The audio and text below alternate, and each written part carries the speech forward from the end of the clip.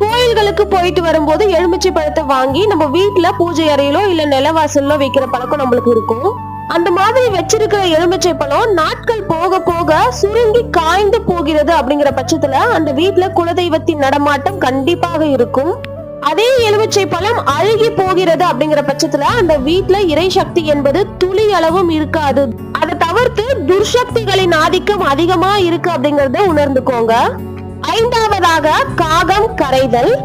வீட்டுல குலதெய்வம் இருக்கு அப்படிங்கிற பட்சத்துல காகம் அடிக்கடி கத்திக்கிட்டே இருக்கும். பொதுவா நம்ம வீட்டு பக்கத்துல இருக்க காகங்களுக்கு எப்போது போலும் நம்ம சாப்பாடு வைக்கிறோம் அப்படின்னா அது சாப்பிட்டுட்டு வழக்கம் போல போகாம நம்ம வீட்டையே சுத்தி சுத்தி வரும், கத்திக்கிட்டே இருக்கும். அது ஏன் அப்படி பண்ணுதுன்னா நம்மளுக்கு ஒரு விஷயத்த உணர்த்துறதுக்காக தான் அது கத்திக்கிட்டே இருக்கும். வீட்டுக்கு குலதெய்வம் அப்படி இல்லைன்னா உறவினர்கள் யாராவது வருவாங்க அப்படிங்கிறது தான் அதற்கான அர்த்தம். அந்த மாதிரி சமயங்கள்ல குலதெய்வங்களிடம் நம்மளோட